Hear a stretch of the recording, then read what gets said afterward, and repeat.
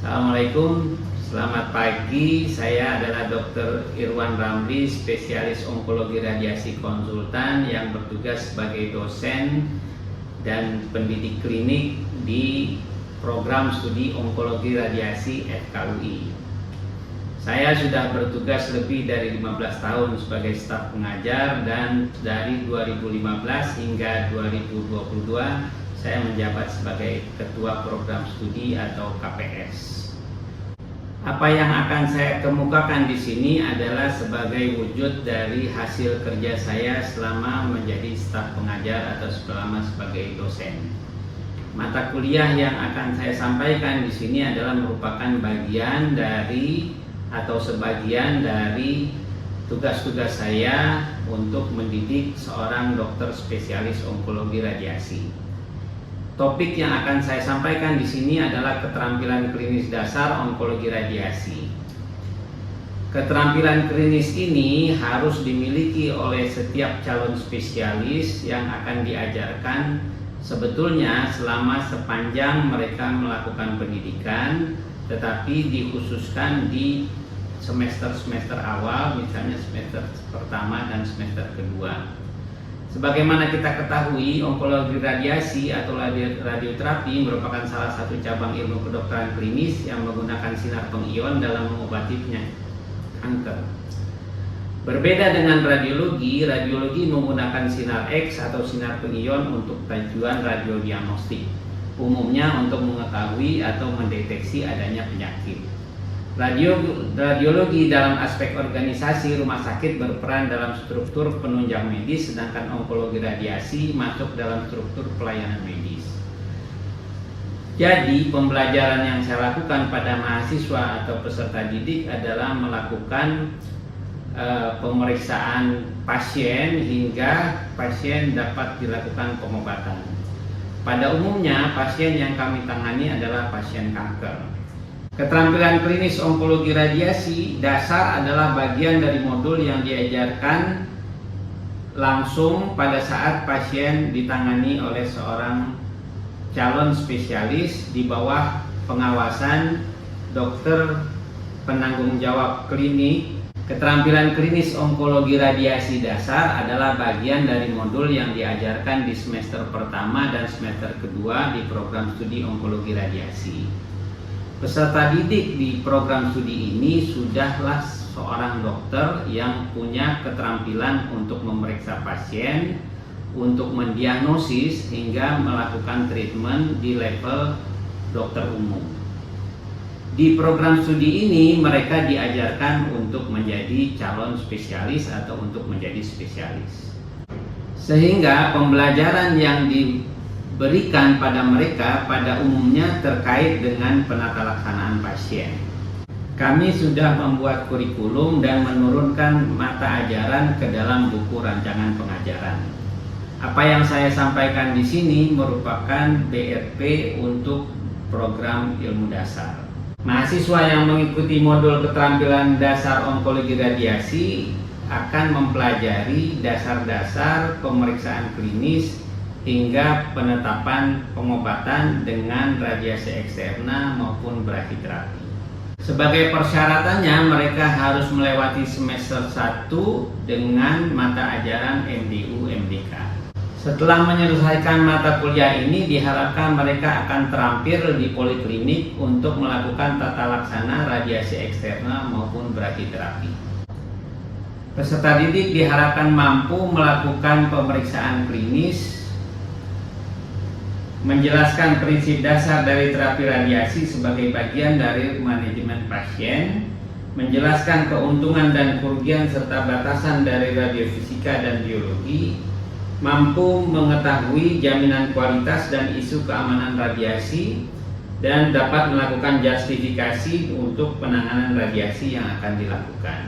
Diharapkan juga dapat mengetahui pemeriksaan-pemeriksaan apa yang harus dilakukan dan tindakan-tindakan yang terkait dengan kerjasama antara bidang bedah dengan onkologi radiasi atau pemberian kemoterapi dengan radioterapi. Peserta didik juga dapat diharapkan mengetahui apa-apa saja risiko dari pemberian radiasi pada pasien. Dalam tata laksana pasien kanker di onkologi radiasi, pasien akan diterima di poliklinik dan kemudian peserta didik membuat rangkuman terhadap hasil data-data pasien tersebut yang akan didiskusikan. Tugas seorang dosen di program studi onkologi radiasi selain di bidang pelayanan juga melakukan pendidikan, penelitian, dan pengabdian masyarakat. Dalam penata laksanaan proses pembelajaran pada umumnya dilakukan di poliklinik dan di ruang-ruang tertentu yang terkait dengan proses pelayanan pasien. Pasien akan diterima oleh staf pengajar atau peserta didik secara bersama-sama dan kemudian didiskusikan. Dalam program studi ini sudah ada mekanisme bagaimana pasien itu dilaporkan oleh peserta didik dan dibahas bersama juga dengan staf pengajar yang lain. Setelah pasien diterima di poliklinik, kemudian peserta didik akan membuat laporan yang akan didiskusikan bersama dengan staf pengajar yang lain untuk membuat keputusan bagaimana langkah selanjutnya terhadap penanganan pasien kanker ini. Di level ini kita sebut sebagai suatu proses pre-planning yang merupakan satu rangkaian dalam pengobatan radiasi pada pasien. Jadi terdapat 3 proses yang bisa digolongkan dalam pre-planning, planning, dan treatment delivery yang merupakan satu rangkaian proses yang tidak boleh terjadi kesalahan dari tiap langkah tersebut. Evaluasi yang dilakukan terhadap peserta didik adalah bisa dilakukan secara langsung, dapat juga dilakukan penilaian atau evaluasi secara 360 derajat. Peserta didik diberikan logbook yang digunakan untuk mencatat semua kegiatan, dan logbook ini merupakan salah satu sarana untuk mengevaluasi kegiatan peserta didik. Apa yang terdapat di dalam buku rancangan pengajaran ini sudah lengkap dari mulai peserta didik diberikan pembelajaran hingga peserta didik dievaluasi. Di dalamnya kita bisa melihat berbagai formulir untuk penilaian formatif dan sumatif, termasuk juga staf pengajar yang ada di sana. Kira-kira demikianlah pengantar dari saya untuk menjelaskan apa tugas-tugas saya di dalam bidang pendidikan.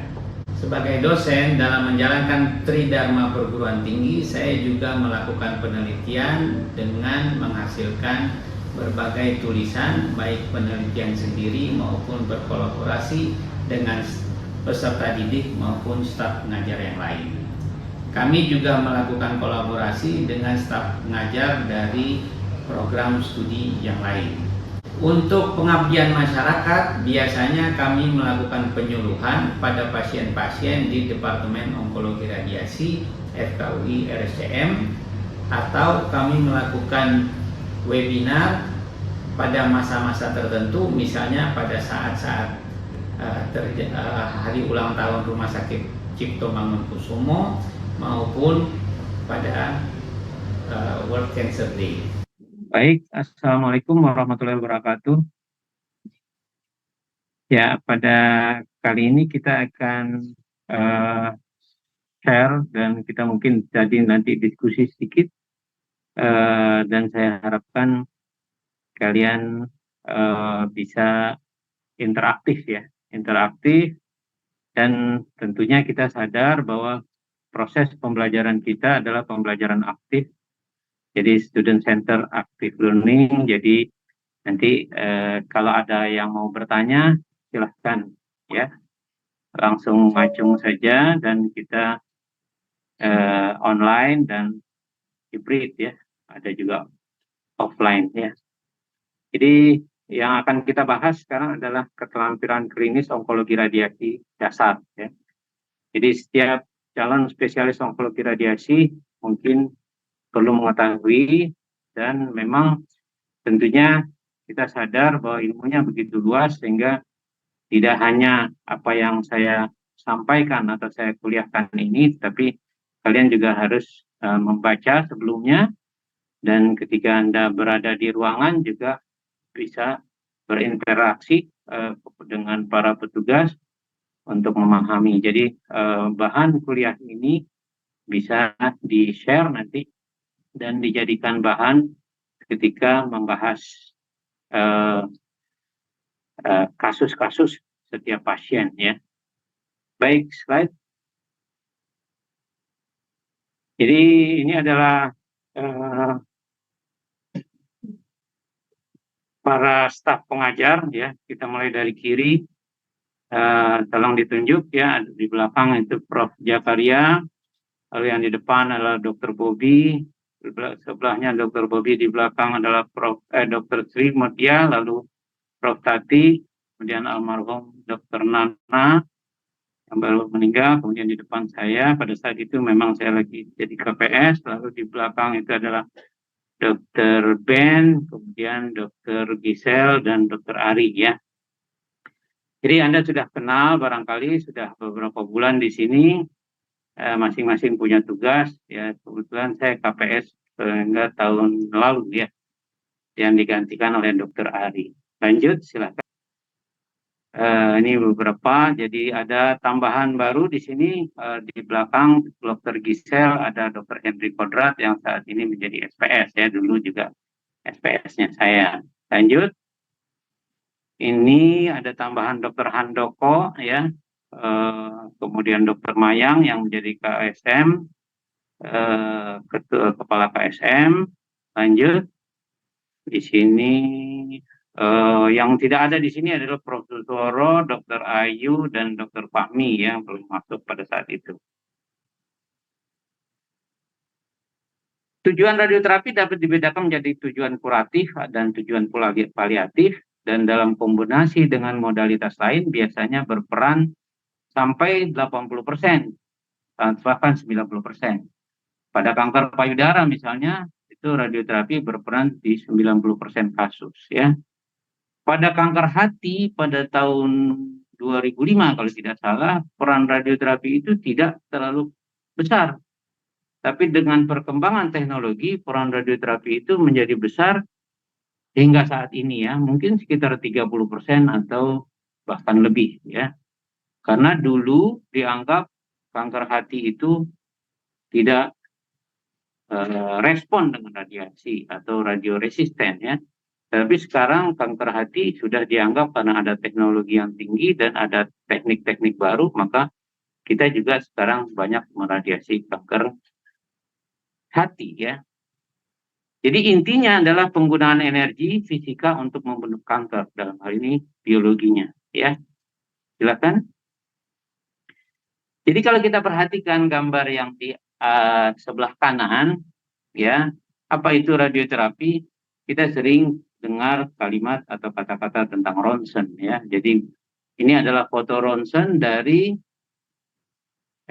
seorang pria, ya, dadanya, ya. Jadi di sini kita lihat tulang, kita lihat paru, kita lihat jantung, ya. Kita juga lihat sekat dinding perut, ya, kita sebut diafragma. Nah, kenapa bisa ada gambar seperti ini? Karena kita memberikan sinar yang menembus, ya, menembus badan pasien itu. Jadi kalau sinarnya dari depan, ditaruh film di belakang, ya, jadi bisa tergambar atau terekam. Jadi ini adalah hasil dari sinar X, ya. Sinar X adalah sinar pengion. Nah, kalau sinar pengion itu diberi energi yang ribuan kali lipat dari pemberian sinar X untuk radiodiagnostik, ini adalah radiodiagnostik, maka sinar X itu bisa membunuh kanker, ya, bisa membunuh kanker. Jadi radioterapi itu adalah menggunakan sinar pengion dengan intensitas atau energi yang sangat tinggi sehingga dia bisa menembus badan dan menembus sel sehingga kita bisa mematikan kanker.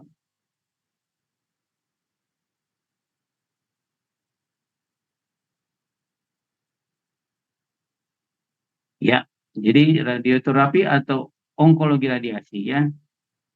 Jadi bergerak terutama untuk mengobati, tetapi dia juga mempersiapkan dan sampai dia melakukan ikut serta dalam proses bagaimana kanker itu dihadapi kalau sudah diobati. Ya, lanjut.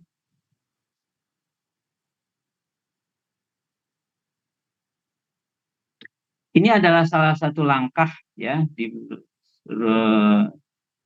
CT simulator ya. CT simulator kita bisa lihat potongan dari badan, kita bisa tahu di mana potongannya, dan kita bisa menetapkan ya daerah mana yang mau diradiasi ya. Jadi dengan berbagai langkah pengobatan kita bisa memberi arah penyinaran dari sebelah mana dan dari sebelah mana ya. Lanjut. Baik, ada 3 pilar utama dalam pengobatan kanker, yaitu bedah, surgical onkologi, biasanya bedah THT, bedah saraf, paru, hepatologi, kebidanan, kandungan, urologi, itu mereka menggunakan pisau pada dasarnya ya, dalam mengobati kanker. Nah, saya memberi eh, contoh yang mudah, kayak kita menghadapi musuh ya, jadi bedah atau surgical onkologi ini seperti angkatan darat ketika kita menghadapi musuh ya. Nah, yang kedua adalah onkologi radiasi. Onkologi radiasi itu seperti angkatan laut ya. Jadi angkatan darat itu lebih terlokalisir. Jadi kalau tumornya itu masih kecil, masih terlokalisir, belum mau menyebar kemana-mana, biasanya dilakukan tindakan bedah. Sedangkan radiasi atau onkologi radiasi sebagai angkatan laut, ibaratnya ya, itu seperti kalau musuh itu sudah mau menyebar agak jauh misalnya. Pada dasarnya penyebaran itu melalui kelenjar getah bening. Jadi kita mengobatinya disebut pengobatan lokoregional. Jadi lokalnya kita sasarkan dengan radiasi dan regionalnya atau kelenjar getah beningnya juga. Nah, yang ketiga adalah pembelian kemoterapi ya. Kemoterapi biasanya zat-zat tertentu yang bisa membunuh kanker dengan diinfus atau diminum ya. Jadi biasanya medical onkologi ya, dan itu merupakan cabang ilmu atau subspesialis dari penyakit dalam biasanya ya.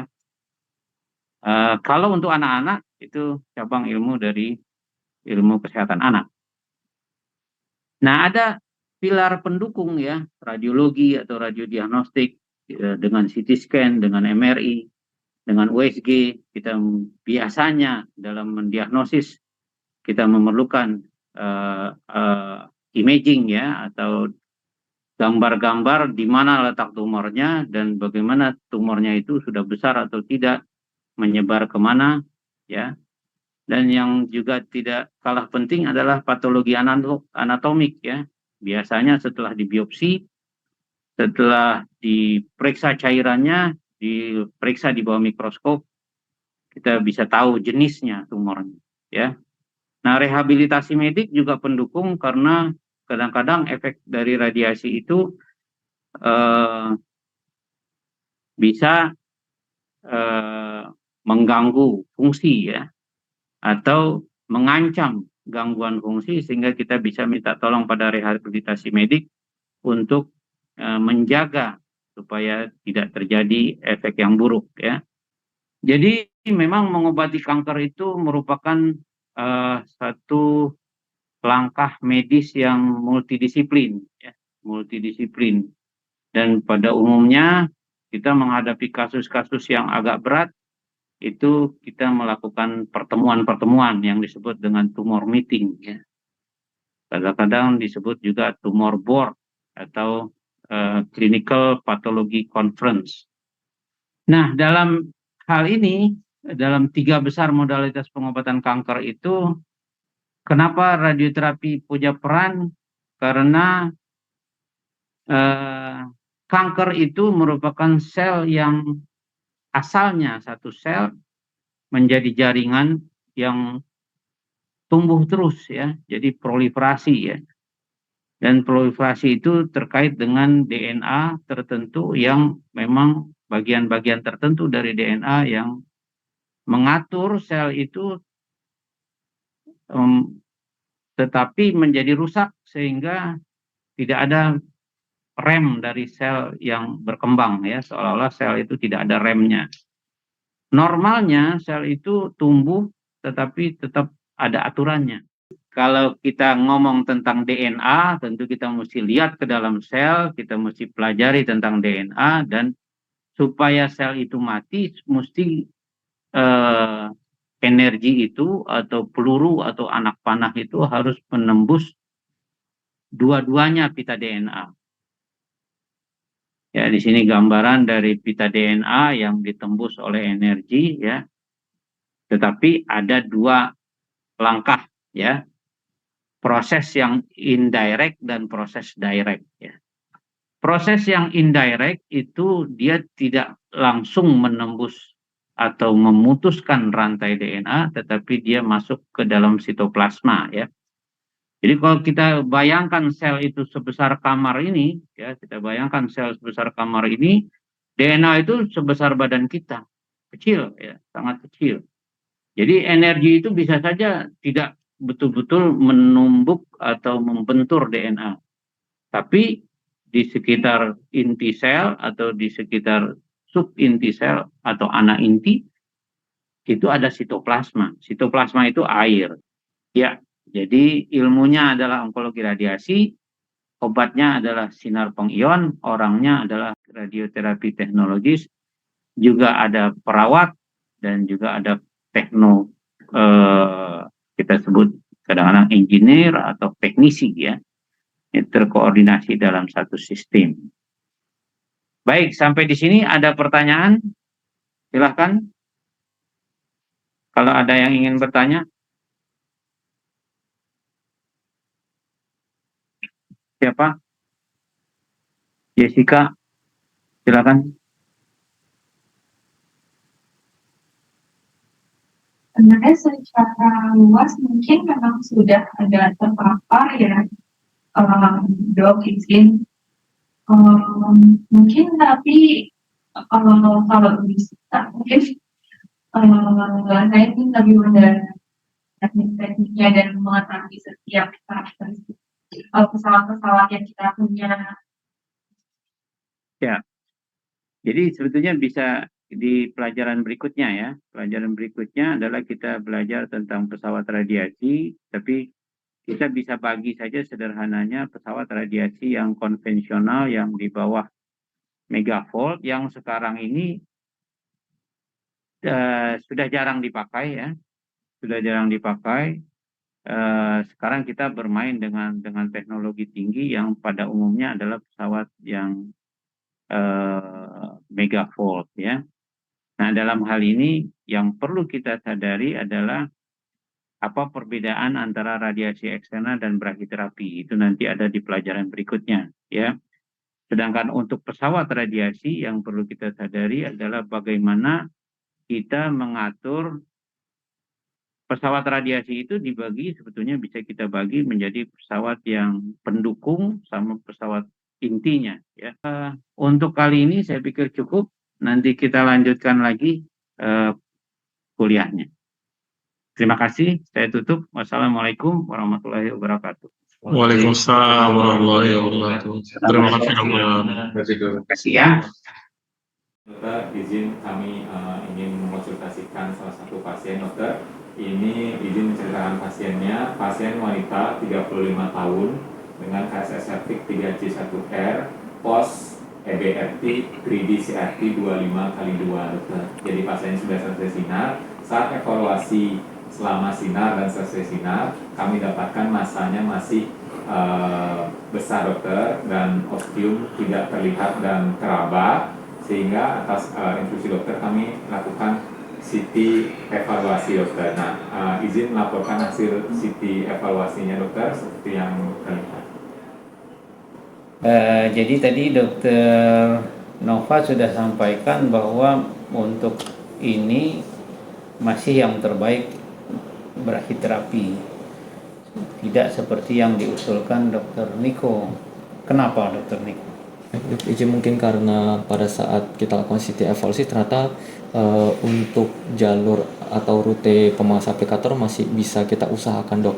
Namun dok izin untuk menambahkan pertimbangan dok, apakah pada pasien ini perlu kita lakukan pemasangan intrakaviter juga dok, pemasangan jarum juga dok, karena implan maksudnya. interstisial karena masa di Ya, bawahnya itu lumayan besar. persoalan yang kedua. Persoalan yang pertama adalah secara umum ya kita mesti punya sikap brachytherapy atau radiasi eksterna yang terbaik. Itu yang pertanyaan dasar ya. Kenapa kita pilih brachytherapy? Justru itu yang perlu diyakini atau disadari bahwa sebagai booster untuk kasus ini yang terbaik masih tetap brachytherapy, walaupun ada berbagai macam teknik canggih radiasi eksterna, katakanlah SPRT dan sebagainya. Nah, pertanyaannya kenapa? Justru itu, Dokter Niko. Kenapa brachytherapy unggul? Sifat-sifat apa yang dimiliki oleh brachytherapy sehingga brachytherapy itu ketimbang radiasi eksterna untuk situasi ini? Dok izin memberikan pendapat dok. Jadi memang untuk brachytherapy pada kasus kanker serviks paling bagus karena brachytherapy sendiri punya prinsip inverse square law, di mana semakin dekat tumor yang menempel pada aplikator brachytherapy akan mendapat dosis semakin tinggi, sementara semakin jauh tumor organ sehat yang jauh dari aplikator yang kita pasang itu akan mendapat dosis yang rendah dok. Jadi kita harapkan dengan pemasangan brachytherapy bisa membunuh tumor yang tersisa dengan lebih adekuat dok. Ya, jadi dalam hal ini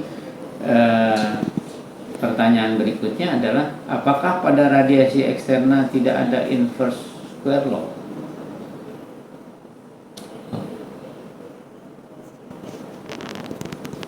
Tidak dok. Apakah tidak berlaku inverse square law atau pada radiasi eksterna atau bagaimana? Sepertinya untuk inverse square law hanya berlaku pada brachytherapy karena Kurang tepat ya. Tetap dia seperti cahaya, tetap saja inverse square law juga berlaku. Tetapi efek atau perannya jauh lebih kecil pada radiasi eksterna. Karena coba saja masukkan ke dalam rumus ya, atau pikirkan sendiri kenapa radiasi eksterna walaupun inverse square law tetapi tidak terlalu berpengaruh. Sebagai contoh misalnya sederhananya, kalau kita beri brachytherapy, pada brachytherapy misalnya ada usus yang letaknya jauh ya, berjarak misalnya 10 cm dari brachytherapy sumbernya, itu dosisnya pasti sangat-sangat kecil ya. Tapi kalau usus yang jaraknya 10 cm itu kita kerjakan dengan radiasi eksterna, tetap dosisnya enggak terlalu jauh beda. Nah itu jadi perubahan pemikirannya. Kenapa begitu ya? Mudah-mudahan kalian bisa paham ya. Oke, kita coba ini lanjutkan untuk rancangan brachyterapinya ya. Ikuti persyaratannya, berikan informed consent. Kemudian nanti kita pelajari lagi apakah masih cukup luas dengan intrakaviter saja atau kita akan berikan implantasi atau interstisial ya. Baik, terima kasih. Saya pikir ini kasus yang baik untuk jadi bahan pelajarannya. Saya tutup. Assalamualaikum warahmatullahi wabarakatuh. Terima kasih. Oke.